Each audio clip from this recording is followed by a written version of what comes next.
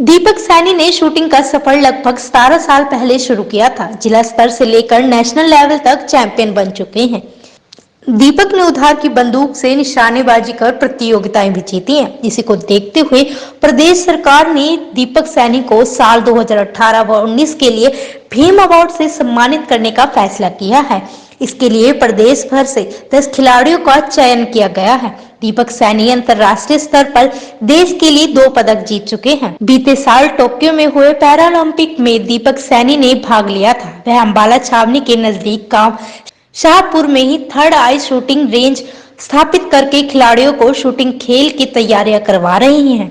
दीपक सैनी ने करीब 17 साल पहले शूटिंग में अपना सफर शुरू किया था। उस दौरान प्रैक्टिस के लिए छर्रे वाली बंदूक से घर पर ही प्रैक्टिस करनी शुरू कर दी थी, लेकिन आर्थिक हालात ऐसे नहीं थे जिससे खेल के लिए बंदूक खरीद सके। लेकिन दीपक ने हार नहीं मानी और किसी तरह से बंदूक का बंदोबस्त किया। दीपक 11 बार नेशनल चैंपियन रहे और अपनी प्रतिभा का लोहा मनवाया। उसी दौरान उनको विश्व पटल पर भी अपनी प्रतिभा दिखाने का मौका मिला और उन्होंने प्रतियोगिताओं में 2 कांस्य पदक जीते हैं। अपने सफर के बारे में बताते हुए दीपक ने कहा कि उनके घर के हालात ज्यादा अच्छे नहीं थे, लेकिन वह मेहनत व लगन से काम करते रहे और आखिरकार उन्हें सफलता मिली। दीपक ने कहा कि उन्हें हरियाणा के गृह मंत्री अनिल विज का इस सफर में काफी सहयोग मिला। उन्होंने कहा कि अब उनका नाम भीम अवार्ड के लिए चुना गया है, जिसके लिए वे सरकार का धन्यवाद करते हैं। मेरा नाम दीपक सैनी है और मैं अम्बाला से ही बिलोंग करता हूँ, हरियाणा से।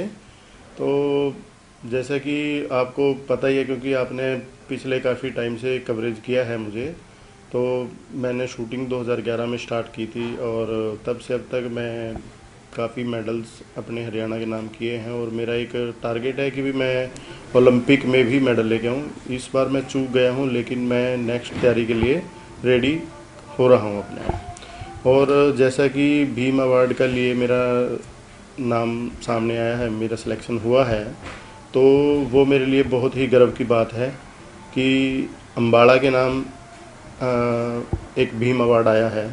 तो सबसे पहले तो मैं सभी अम्बाड़ा वासियों को और हरियाणा वासियों को हार्दिक शुभकामनाएं दूंगा।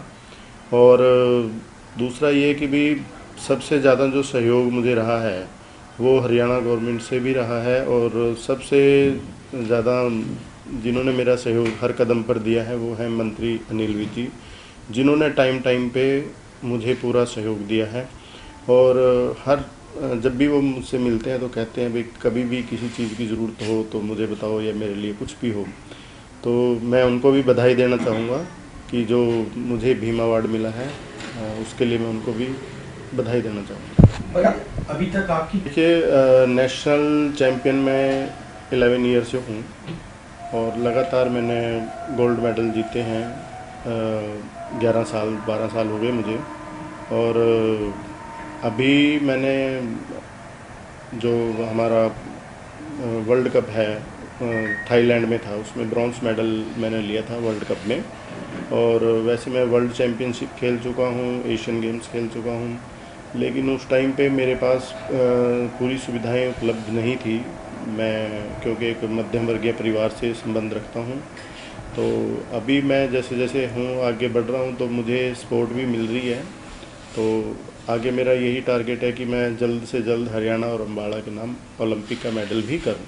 देखिए, पहले मैं एडवेंचर की तरफ काफ़ी रहता था, लेकिन जब से मैंने शूटिंग स्टार्ट की है तो सबसे बड़ी जो मेरी प्रायोरिटी है वो यही है कि मैं शूटिंग में देश के नाम जो सबसे बड़ा हमारा इवेंट होता है ओलंपिक और एशियन गेम्स, इनमें मैं मेडल लेके आऊँ और जिससे कि भी दूसरे जो मेरे जैसे लड़के हैं या जो भी हैं उनको भी मोटिवेशन मिले कि भाई हम भी कुछ कर सकते हैं। मैं गांव से बिलोंग करता हूं। मैंने काफ़ी टाइम देखा है कि भाई मैं एक उसमें था, एसोसिएशन में था, तब भी मैं देखता था कि भाई हमारे जो पैरा के लोग हैं, हैंडीकैप पर्सन हैं, दिव्यांग, तो उनको कभी भी मैंने आगे बढ़ते नहीं देखा। आज भी बहुत है, पर जैसे जैसे अब चेंज हुआ है तो ओबीसी आगे बढ़ेंगे बच्चे और इससे उनकी मानसिकता भी बदलेगी। मेरा यही प्रयास है कि भी मैं अच्छा करूं जिससे कि मुझे देख के दूसरों को भी प्रेरणा मिले। दीपक जी, आप आगे क्या? नहीं, देखिए, एकेडमी तो है ये, और 2016 में मैंने एकेडमी ओपन की थी। यहाँ से कई नेशनल प्लेयर भी निकले हैं और अभी भी नए बच्चे भी हैं यहाँ पे मेरे पास। 9 साल से लेके और 16 साल तक के बच्चे हैं और काफ़ी अच्छा कर रहे हैं। और मुझे उम्मीद है भी अगले 1-2 साल के अंदर ये नेशनल चैम्पियन भी बनेंगे और इंडिया टीम के लिए में भी सिलेक्ट हो जाएंगे। देखिए, उनको मैं सबसे बड़ा एक यही संदेश देना चाहूँगा कि भी आप अपने को कमज़ोर ना समझें, अपने अंदर वो चीज़ ढूंढें जिससे आप आगे निकल सकते हो। मैं भी एक गांव से बिलोंग करता था, मैं भी हो सकता भी मैं गांव में ही रह जाता, लेकिन नहीं, मेरे को लगा कि मैं कुछ कर सकता हूँ। तब मैंने शूटिंग को देखा। मेरे लिए काफ़ी मुश्किल था क्योंकि फादर नहीं थे और मैं एक मध्यम वर्गीय परिवार से था, लेकिन फिर भी मैंने संघर्ष किया। कुछ टाइम के हिसाब से मुझे हरियाणा गवर्नमेंट से कैश अवार्ड भी मिला, मैंने उससे भी किया। और सबसे ज़्यादा जो मेरी सपोर्ट की है वो एक टाइम पे जाके हमारे जो विधायक हैं अनिल विज जी, उन्होंने की है।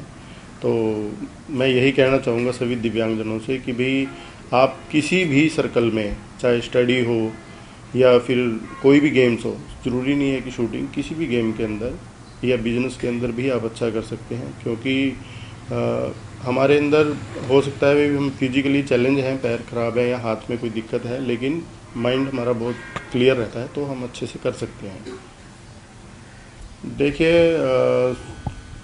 हो सकता है कि भी कुछ लोगों को दिक्कत होती है तो वो एलिगेशन लगा सकते हैं, लेकिन सरकार का एक अपना सिस्टम होता है। मेरे को भी पहले ऐसा लगता था कि भी हमारे साथ भेदभाव होता है, लेकिन अभी काफ़ी चेंज हो गया है।